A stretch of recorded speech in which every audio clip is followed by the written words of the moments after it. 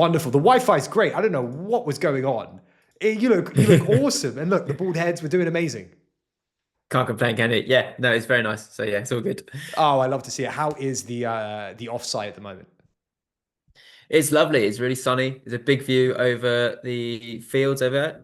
Only problem is we've been slightly invaded by wildlife. We had a bat in the house last night, so we had to hurry it out. It was It didn't. It didn't want to kind come of in and get interesting. into the charity platform and allow it to raise some capital.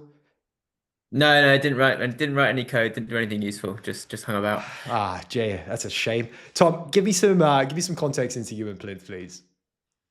Sure, yeah. So I'm Tom. I'm the CEO and co-founder of Plinth. We are a platform for charities, social enterprises, and local government trying to use AI to help those organizations deliver more community impact. So we work with loads of different charities across the country and a few outside the country. And yeah, it's kind of doing really important work to help organizations who are doing much more important work than us. Love it. Look, we're going to get into the nitty gritties. I've got so many questions. This is a space that people don't typically talk about because it's an unsexy business. But I want to start right at the beginning. Cambridge at 19, and then moving into consulting, and then obviously you were at Plinth now. Like, take me through that a little bit. Yeah, so I started Cambridge when I just turned 17. So I graduated from with an economics degree when I was 19. Which was yeah kind of fun. I think I probably shouldn't talk a little bit too much about how I spent my first year Can we trying to just find my pause way for through a various moment? different pubs and clubs without the right ID. But 17 at Cambridge is insane, or is that just very normal for you? Does it just feel like, yep, just another day of the week for me? yeah, I mean it was definitely interesting. I think probably many of my friends would say that I definitely wasn't ready to be living by myself more than anything else at 17. I didn't really know what I was doing. Couldn't cook, couldn't do the washing up, couldn't do anything. It's pretty useful. But then that's most students, so it's fine. So yeah, no, it was kind of I've got used to it now, but it was a bit of a strange situation at the time. What was it like for someone so young? Of course, people are only just slightly older. You go into university in the UK, 18, 19 years old, potentially. What was it like being slightly younger than everyone? Did you kind of walk around with a chip on your shoulder, or did you walk around and sort of get into the meat of classes kind of head first? I think classes were kind of fine. I think actually there's a fair number of people who've done this before. Like it's not like it's everyone, but there's always like one or two people in each year in some subjects. Usually maths, to be fair. You can see on the news there's always like there's a 15-year-old or 16-year-old doing putting me to shame turning up at Cambridge. Um Just get Actually I younger and think younger every my year. yeah, exactly. I think the admissions tutor actually of the college I was at had gone to uni a year early, so he was pretty confident it would be all right. Yeah, it was pretty weird. I mean, I turned up pretty pretty skinny with a face covered in acne. It was pretty obvious that I wasn't the oldest person in the room. I think some of my friends were older when they started Cambridge than I was when I graduated, which was always a little bit funny to think about. Why economics? For was it something that you were passionate about? Was it something that you saw a future in? And then moving from that into consulting seems like an interesting shift. Yeah, so I really like economics. I think it's always, it's really interesting to kind of analyze how different systems work and how different people interact with them. I had a fantastic A-level economics teacher at school, who I sort of credit with decisions to go into economics for a degree. I found the degree very interesting. It covers like a huge range, so a bit of finance, bit of like environmental stuff, bit of tax, bit of, decision making, auctions, even a little bit of sort of coding and algorithms. I think it was really interesting. To be honest, I think economics into consulting is a pretty well-trodden pipeline. There were a lot of people at Oliver Wyman when I was there who'd done the same course I'd done and kind of understood what was going on. And I think in a lot of respects, it was a fairly like default path that a lot of people went into, gives you lots of good learnings, good exit opportunities afterwards. I'm not necessarily sure I would do it again, but it was definitely very useful at the time. All right, Plinth. Where did the idea stem from? So I'd actually managed to sneak my way onto quite a lot of pro bono projects when I was a consultant. So you're supposed to be doing work for big banks, big oil companies, whatever. And I ended up managing to do work with little disability charities, little charities doing working with sort of blind people, all those kind of things. And what's really interesting is they're phenomenally complicated organizations to run, to manage. They have to do loads and loads of analysis work and work out whether they're actually making a difference. But the people who work there, that's not the reason why they do it. They do it because they actually like helping people. They Hmm. like talking to young people, working at a food bank, supporting someone who's homeless. So they don't want to be sat on Excel. They don't want to be writing reports. They don't want to be doing all that things. But the system kind of makes them do it. And so what we see is that every single organization in this sector is kind of reinventing the wheel on how they do all of that reporting and that analysis to funders, to their trustees, to their volunteers, to the donors. And actually, we decided we can solve that for all those organizations once, so that those organizations can spend more time actually helping people they want to help. How did you think about building a platform for that then? Was it very much, I saw that like you were able to, do all this pro bono work, sort of understood there were pain points in this space and just went, screw it, I'm just going to build it myself? Or did you have a thesis that you sort of like were working on in the back of your head for a while first? Yeah, I think I decided I wanted to work in this sector. I was like, screw it, I want to build it myself. I briefly moved to China to learn to write code so that could be more useful. Hold on. Um, Went to China to write code. Like, why that? I had to leave consulting with more of a detailed plan in order to persuade my parents that that was allowed. So I was like, I'm going to move to Beijing, learn to speak Chinese, and learn to write code at the same time. And then came back to the UK with a couple of sort of half-baked skills in both those languages and could then sort of set out on my own projects. Why Mandarin? My dad worked for a law firm that had a lot of Chinese clients. Hmm. So he was always like, it's going to be useful. And also, I was thinking it sounds like the hardest language to go choose to learn. So if you're going to pick one, you might as well pick one that's difficult and interesting. So you just optimize for hardness in your life right now. It's like, I'm going to go and do something that no one else wants to touch in terms of building a platform. I'm also going to go learn coding, which is equally as hard if I don't get languages. And on top of that, learn Mandarin. Yeah, I was like, yeah, let's just go and have a bit of a challenge. If I'm gonna not be working, let's make it difficult and interesting. So I didn't know anyone in China. I didn't. I couldn't speak any Chinese other than the stuff I picked up from like one of the little Learn Chinese apps on my phone. And I booked 3 nights accommodation in a hotel. And I had a return ticket that was like 5 months later than my departure. So I had to figure the rest out once I arrived. Love it. So Plinth at its core is acting as a platform for investment and capital for these charities, right? Correct me if I'm wrong. Yeah, so I guess investment in capital probably not quite right. It's like it's often sort of donations, grants, and contracts that are Hmm. given to those charities from not from individuals so much. So not from me and you giving like £10 to a local charity that we'd like the look of, but from kind of foundations or local government giving 5, 10, 50,000 pounds a year to those organizations to go out and do some work in their local community. So the hard work is actually the admin work, not the I'm going to go and speak to my community. No, so they do that really well, right? That's the thing that charities are fantastic at is understanding what is it that people who are struggling in our local community need us to help with, or actually what is it that our local community is missing? Like maybe we're missing an arts class, a theatre, or a football club. So it's not always like people are really struggling. Sometimes it can be really nice stuff that makes up society, really. But then to fund that, you've got to justify what you're doing. Hmm. You've got someone might give you £50,000. That's a big responsibility. You've got to tell them what you spent the money on, how you've actually made a difference, and you've got to do that weekly, monthly, quarterly. They'll set the requirements, and then you might have 15, 20 different funders like that, and they'll all have slightly different requirements. So you're going to have to collect loads of information, loads of data, loads of case studies, and summarize that back to everyone in the right way. And that's it's just a huge burden on some of these quite small organizations. And I'm guessing that's what Plinth does. Yeah, exactly. So we work with Wonderful. both funders and the organizations, bring them together, make it so that that format is transferable. And obviously that is so much easier now that you can use AI to do lots of that summarization and How translation. how big is this market typically? Are there grants and donations just sitting out there that no one uses typically? So yeah, so there's a huge question about how do you match organizations to the right grants and the other Break way it around. break it down for me. So so we're talking about a sector that's kind of the charity sector as a whole, globally $2.1 trillion dollars if you exclude hospitals and universities because they're not quite our market.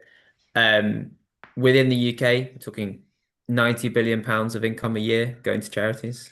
So it's a huge amount of money. And what people don't often realize is that I think it's only 16 or 17 billion pounds of that comes from donations from individuals. So it's a very small proportion of the thing that you think of as where charities get all their income from is actually it's a small chunk. The rest of it comes from these big grants, contracts, from selling services. So this is my Might seem a bit strange, but often charities charge money for things, but they'll be at a discount, or it'll be so it might be someone who needs support because they're disabled. They might pay a charity to look after them for a day, but they would pay less than if they had to pay a private company. And that's the sort of charitable element. And so there's huge sums of money that come in from all those things that actually are probably more difficult to manage than individual donor relationships in many respects. And so a charity would be able to come into the platform, they'd be able to search for the types of grants they want to look for or potential partners or matches with donations. And is it just like a one click, or is there almost a review process where they have a conversation with that end customer, that person who is giving that grant or that body that is giving that grant or donation? Yeah, so they do that. So they have like a, what are you looking for money for? They say this kind of thing. We ask some clarification questions. It's all like the very like agentic search flow to find a grant. And then they apply for the grant. We help them with that. And then, but actually the real hard bit comes when they've got the grant. Because at that point, they've then got to decide what they send back to that funder. And that bit can be really, really time consuming. We did some report that said, roughly 16 million hours a year just in the UK are spent on that process alone. And the grant application itself is very time consuming, but once you've got that money, telling people what you've done with it and who you're helping is really difficult. So they can also use our platform to collect information about who is it that we work with, where do they come from, what's their background, are they old, young, are they men, women, etc. Pull that together, get their stories in sort of like case studies, interviews that we can transcribe with audio automatically, then pull that together into a big report that they can send off to those funders whenever they need it, sort of in real time, rather than having to have someone constantly sifting through all this information. It feels like the vision here, or the play longer term, is almost like a charity OS, or an OS that they can use that encompasses everything throughout, every single part of the process and or value add that charities require. Yeah, absolutely. Like charities do not love stringing together loads of little bits of software that are the best at this one really small narrow thing. What they want from us is, can you handle as much of the admin and back office as possible in one place so that all our data is connected? We can tell that sort of like whole story about what we do, but we don't have to have loads of logins and connect things together. But I think the thing that's interesting is that that's really useful for an individual organization to have all their information in one place. But the charity sector doesn't tend to operate as individual organizations operating in isolation. Much more than like companies, those charities will partner with loads of other charities. They'll partner with funders in the sort of a more like ongoing relationship. And so what we're seeing is we want to be that OS for an individual charity, but have the option to connect them to loads of other people all the time. So actually it's both an OS, but also a bit more of like a network or like a two-sided marketplace kind of thing. So it feels almost like Find My Friends, where you can see your friends, or like that Snapchat, where you can see your friends, or in your case, it's other charities that may, increase the pot of the donation, increase the pot of the grant, so that actually we can do more. We can do more within our communities together. Yeah, exactly. And those organizations, so I might be a youth club that's fantastic at helping a person, build a young person build their Hmm. confidence and understand what's going on. But, if that person's got some serious mental health issues, I might not be well placed to deal with that as a kind of youth club. But then I've got a really good relationship with a mental health support charity. And so I can sort of work with them with that one person together to actually solve that problem, which is so much more effective than having to have every organization do everything all at once in isolation. Charities are, you know, inevitably a people business. How are you able to, bring them on board onto a platform like this when not they're lagging in the past, but typically they don't move at the speed of larger technology companies, as an example? How have you figured out to, bring them on board onto the platform at Plinth, get them involved, get them actively using it? What has been the indicator for that, or the line for that almost? So you got one which is kind of like the catalyst for them to coming on, and one which is like the enabling factor to make it work. The main thing that charities rely on is that funding. So Right. we get in there when someone gets a new pot of funding and has Hmm. to then decide how they're going to manage that. And like at that point, everyone is thinking, oh, how are we going to deal with this new funding that's just come in? We're looking for options. We're thinking about it. If it's just day-to-day business, people are not going out there and breaking up their day packing food parcels to work out what software might be better to track that. But when they get a new grant, that is the perfect opportunity to then think about systems and think about how they do it. So we work with the funders who are giving the money out, provide them tools, and then they can basically say to those organizations, and then to collect that information that we need from you, you can use Plinth, which is this tool that we've invested in. The thing that enables that to work is that we have a free option for all those charities using Plinth. So the funder can say to them, you really should use this tool. It's both really good and doesn't cost you any money. Ah, I see. So there's a variation in tiers. It's not just paid. Yeah. Yeah, which makes it hugely important because charities get money, but a lot of the money that they receive, they're not allowed to spend however they want. It's Mhm. called like restricted income. And often 60, 70% of their income can be restricted, which means like I've got this grant and I'm only allowed to spend it on a youth worker salary. Or I'm only allowed to spend it on rent for the building. If I come up to you and say, we've worked out a way to do this more efficiently, but I need to invest in a piece of software that costs us £3,500 a year, like legally I'm just or contractually I'm not allowed to. And so it's really hard for charities to find budgets for recurring software subscriptions. So having that free option is just so important to make this work. So how do you make money on top of that? So we have a subscription to the funders. So the funders pay us a subscription. They've got a bit more money usually because they're the ones giving it out. And then we have the free Less platform. restrictive, I assume, as well. Yeah, exactly. And then we have a pot of the charities can use the free tools. Smaller charities will happily use the free tools, and most of the charities who use us don't pay us any money. But then something that gets a bit bigger and more complicated or want some extra features that we do charge for, they can actually opt in to then pay us on like an annual basis. What's broken with this system at the moment? What do you find incredibly difficult with it? Um, oh, there's quite a lot that's broken of it. I think the main thing is that you have lots of different organizations that are looking for funding. Hmm. Lots of different organizations that want to actually make a difference and want to fund organizations that could do really good work in their communities. And actually matching the two together is an extremely inefficient process. So there's lots and lots of applications that get sent out to funders that won't accept them because they're not quite eligible. There's lots of people who can't find charities that they want to help because it's just difficult to navigate and find all that information about them. So I think there's a lot of funding that could be done that isn't as a result of that.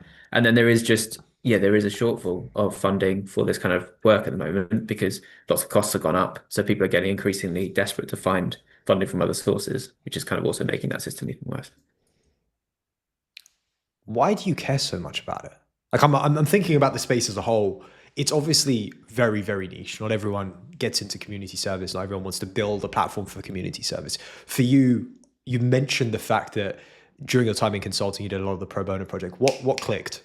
What were you like? I'm going to spend my life spending, like building something that adds value in this space. I mean, so if I'm not wrong, you've done a little bit of this kind of youth work and community work at some point in Yeah, the I did a past. Is little that bit in right? India. Absolutely, I know the feeling. It's incredible. Yeah. Yeah, and I think everyone does. I think it's you can dip your toe in it and Oh, you can you've get got a very good quickly memory. an understanding. I was not expecting that.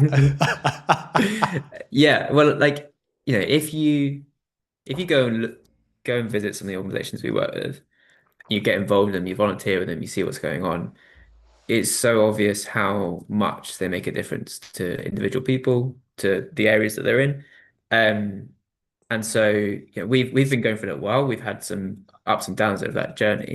But the thing that's always really inspiring for us is you go talk to people we're helping, they find us really helpful, but you see the difference that they're making, and it just is kind of enough motivation and inspiration for the next couple of weeks. And then, we try and go chat to a customer every 2 or 3 times a week. And so there's no shortage of motivation for me, but also for everyone in the team.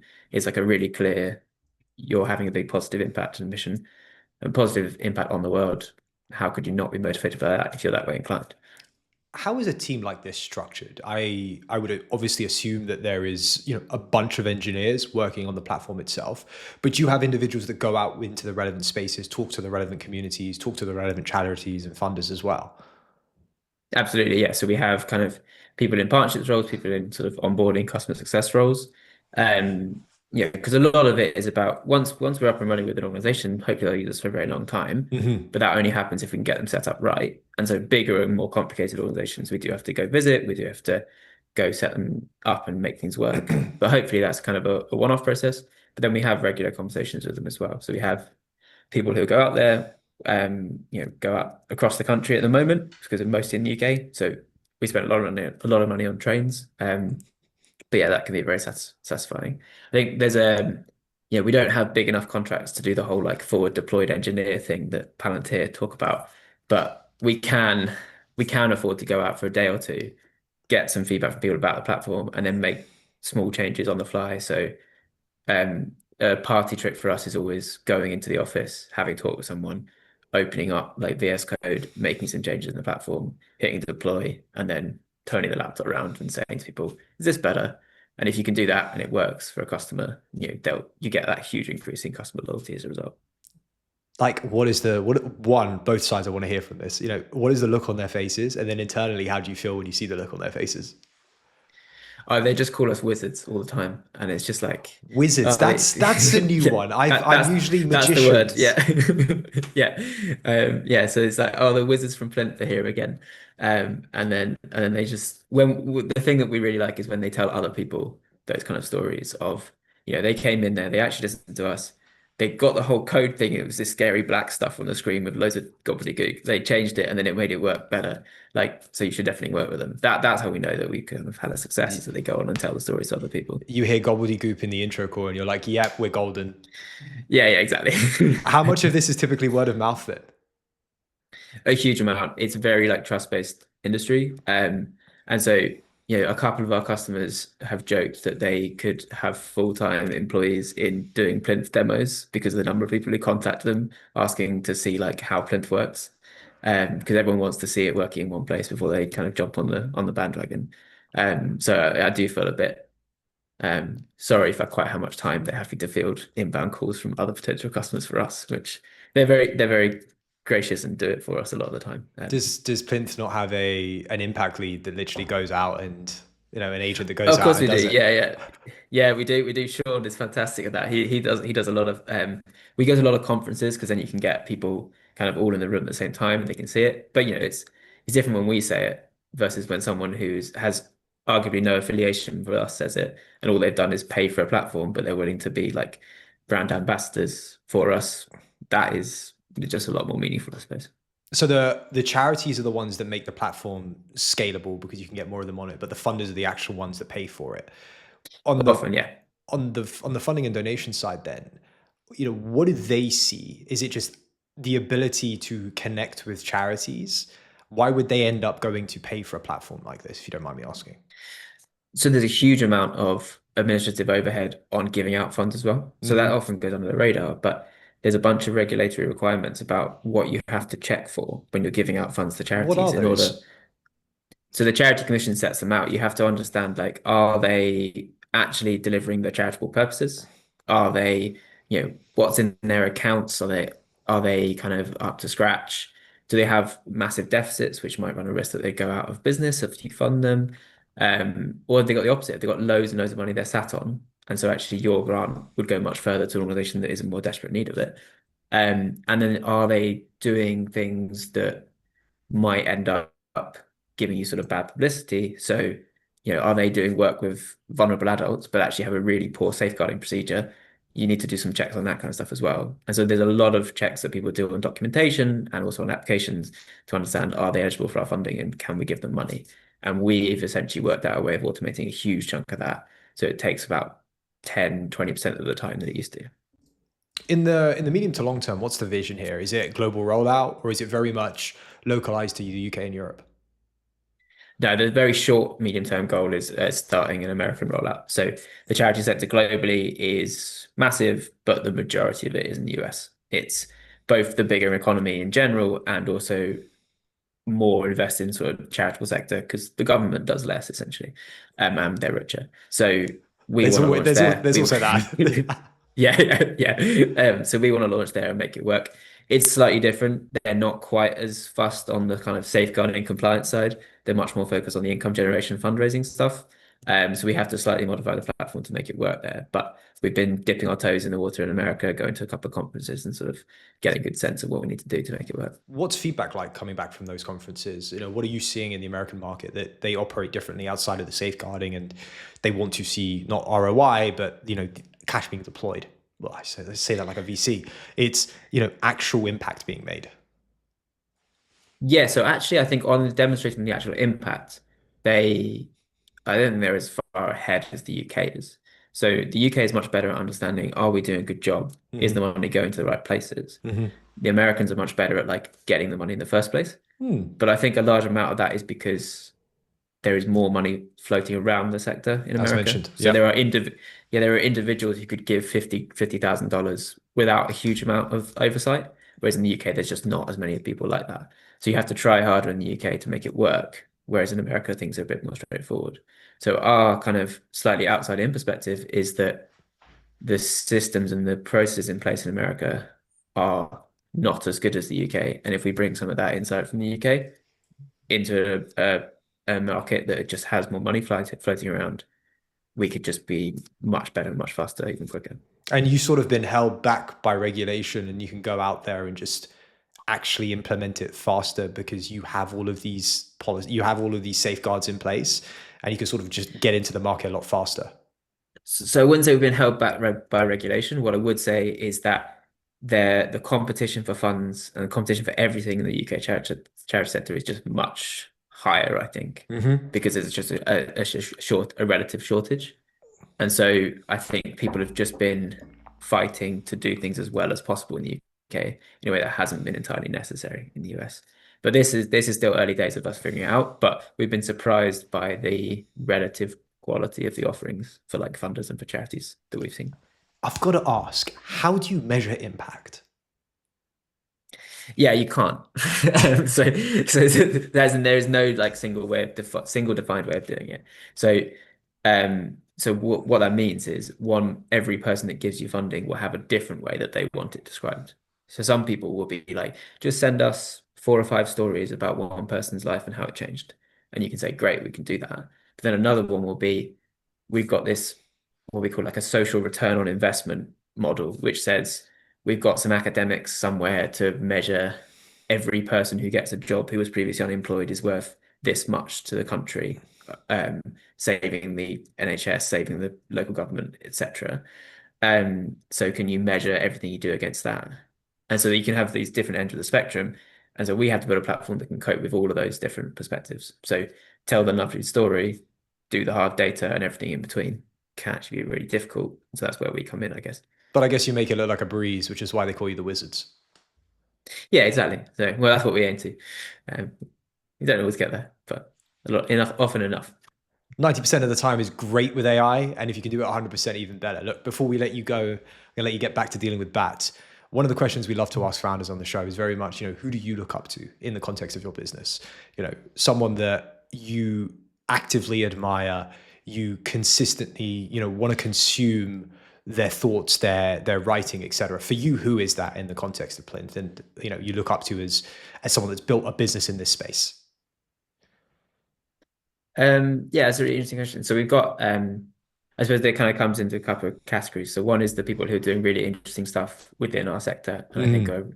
are putting out some things there. And then others who are just doing kind of more general things around sort of software for particular verticals. Because I think actually you can learn a lot from other industries and take that across. So, the whole like the stuff that Jason Lemkin puts out, for example, on just SaaS businesses in general, we found very helpful because it's not loads and loads of hugely successful SaaS businesses within the charity sector. So you kind of have to take it from a different industry. Um, and then I think there are people within our sector who do really interesting work. There's a charity themselves called IVAR, which I always forget what it stands for. It's like Institute of Voluntary Action Research or something. And they just put out what I think are really good, fantastic, practical things of how to do things better. What I like about it is it will go as far as saying, on an application form for funding, you really shouldn't have like a character count limit because that makes it harder for people to fill out. So it's really, really, really, really granular, detailed things. I think a lot of people can get kind of head stuck in the cloud about talking about how everyone needs to work more closely together, which great, we all agree, but there's nothing practical about how you actually make that happen. Tom, this has been awesome. Thank you for breaking down charities, and I appreciate the time coming out of the offsite. Thanks so much. That's all right. It's been great. Lovely to meet you. Pleasure's all mine. I'll see you soon. I will definitely want to dive more into the impact side of things. Sure. Yeah, good to meet you.